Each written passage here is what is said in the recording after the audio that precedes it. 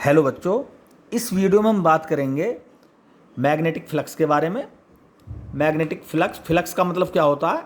Flux एक Latin language का word है जो इंग्लिश के फ्लो वर्ड से लिया गया है। फ्लो मीन्स किसी चीज़ का बहना, यानी मैग्नेटिक जुड़ा हुआ है, समझो मैग्नेटिक फील्ड का फ्लो होना, मैग्नेटिक लाइंस का फ्लो होना। कहाँ से? किसी सरफेस से। ठीक है, तो अगर किसी सरफेस से मैग्नेटिक लाइन पास होती है, यानी मैग्नेटिक फील्ड उस सरफेस से पास होता है, तो उसे हम क्या बोलते हैं? Magnetic flux. कब? जब वो मैग्नेटिक फील्ड किसी सरफेस से पास होता है। तो मैग्नेटिक फ्लक्स को फाई से डिनोट करते हैं। ये एक स्केलर क्वांटिटी है, ये डिपेंड करती है कि किसी सरफेस से कितना मैग्नेटिक फील्ड पास हो रहा है, यानी मैग्नेटिक लाइंस पास हो रही हैं। नंबर ऑफ मैग्नेटिक लाइंस ज़्यादा है तो समझो मैग्नेटिक फील्ड बी की वैल्यू ज़्यादा होगी। और सरफेस का एरिया अगर ज़्यादा है तो फ्लक्स ज़्यादा होगा, कम है तो कम होगा।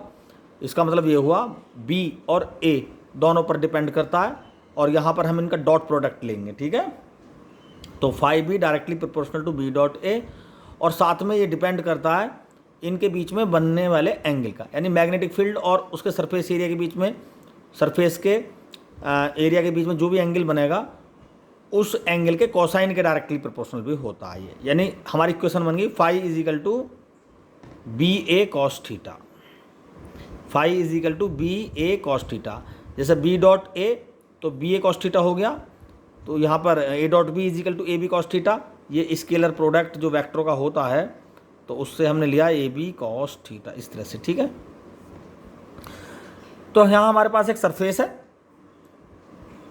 सरफेस एस, इससे ब्लैक कलर की लाइन, ये मैग्नेटिक लाइन पास हो रही है। और यहाँ पर हमने एक एलिमेंट्री एरिया बना रखा है जिसकी डायरेक्शन डी ए यहाँ पर शो हो रही है। डी ए और बी के बीच में एक एंगल थीटा है। ठीक है, तो ये वही थीटा है। थीटा की वैल्यू अगर 0 डिग्री है तो ये बी ए, फाई बराबर बी ए मैक्सिमम होगा, और थीटा की वैल्यू अगर 90 डिग्री है तो सरफेस में को कोई भी फ्लक्स पास नहीं होगा, क्योंकि कॉस 90 की वैल्यू 0 होती है और फ्लक्स की वैल्यू क्या हो जाएगी यहाँ पर? 0। ठीक है, वेबर इसकी एसआई यूनिट होती है। तो इसका मतलब ये हुआ मैग्नेटिक फ्लक्स को कैसे डिफाइन करें? Flow of magnetic field lines through any surface is called magnetic flux. या हम ये कह सकते हैं कि magnetic flux is directly proportional to the magnitude of magnetic field that pass through any surface and surface area of surface. यानी surface area और magnetic field दोनों के डायरेक्टली प्रोपोर्शनल होता है कौन? Magnetic flux. Phi is equal to B A cos theta. थीटा 0 हो गया तो फाई बी ए, थीटा 90 डिग्री हो गया तो फाई 0। थीटा क्या है यहाँ पर? B magnetic field, area A के बीच का एंगल, बी और ए के बीच का एंगल। तो इसको थोड़ा सा एक्टिविटी करके दिखाते हैं हम कि किस तरह से डायरेक्शन देखेंगे सरफेस की और मैग्नेटिक फील्ड की। देखिए हमारे पास हमारा जो बोर्ड है यही एक सरफेस है एक प्रकार की। ठीक है, और इस सरफेस पर प्लेन के परपेंडिकुलर ऊपर की तरफ जो मार्कर की डायरेक्शन है ये इसके एरिया को शो कर रही है। अगर इसी डायरेक्शन में मैग्नेटिक फील्ड पास हो, यानी ये दूसरा मार्कर ये मैग्नेटिक फील्ड की लाइन शो करेगा, तो देखो टच कर रहा है सरफेस को, और कहीं और भी लाइन होंगी वो भी टच करेगा, यानी टच करने का मतलब है सरफेस में को पास हो रहा है। तो यहाँ पर 100% सारा का सारा फील्ड पास होगा सरफेस में को। क्यों? क्योंकि हमारे एरिया, जो ये ब्लैक मार्कर एरिया की डायरेक्शन शो करेगा और ये ब्लू मार्कर मैग्नेटिक लाइन को शो कर रहा है, दोनों के बीच का एंगल 0 डिग्री है। इस केस में फ्लक्स मैक्सिमम पास होगा सरफेस में को। लेकिन अगर हम थीटा 90 कर दें, 90 डिग्री कर दें, तो एरिया तो वही रहेगा और फ्लक्स की डायरेक्शन कुछ इस तरह से हो जाएगी। अब देखो इस कंडीशन में मैग्नेटिक लाइन का कोई भी पार्ट हमारी सरफेस को टच नहीं कर रहा है। इस कंडीशन में टच कर रहा था, लेकिन इस डायरेक्शन में कोई भी लाइन सरफेस के किसी भी पॉइंट को टच नहीं कर रही है। तो इसका मतलब इस केस में मैग्नेटिक फ्लक्स क्या होगा? 0 होगा, और लाइन इधर से आएंगी मैग्नेटिक और सीधी ऊपर पास हो जाएंगी। मैग्नेटिक लाइंस, कोई भी मैग्नेटिक लाइंस सरफेस में को पास नहीं होगी। तो इस तरह से हम एंगल के अकॉर्डिंग यहाँ समझ सकते हैं।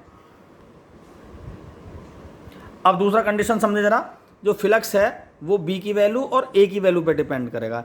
तो पहली कंडीशन देखे जरा, यहाँ पर कोई दो सरफेस हैं, छोटी छोटी सरफेस बना रखी हैं, ए सरफेस और B surface. Magnetic field same है बिल्कुल। ठीक है, तो यहाँ पर ये दो सरफेस रखी हुई हैं। देखो इस सरफेस में को कुछ कम मैग्नेटिक लाइन पास हो रही हैं, और इसमें को कुछ ज़्यादा मैग्नेटिक लाइन पास हो रही हैं, तो हम कहेंगे भाई किसका फ्लक्स ज़्यादा होगा, तो ओवरऑल बी जो बॉडी है इसका फ्लक्स ज़्यादा होगा। क्यों?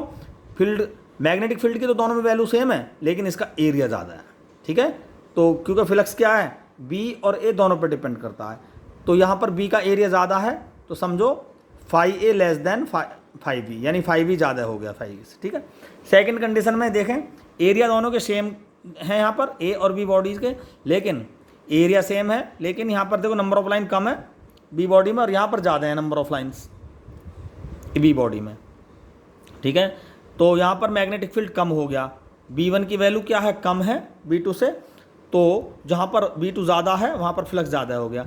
बी बॉडी में B2 की वैल्यू ज़्यादा है, यानी मैग्नेटिक फ्लक्स बी बॉडी का ज़्यादा हो जाएगा ए के रेस्पेक्ट में। ठीक है, तो इस तरह से हम सभी क्वांटिटीज़ पर मैग्नेटिक फ्लक्स की कहाँ ज़्यादा है कहाँ कम है आसानी से समझ सकते हैं।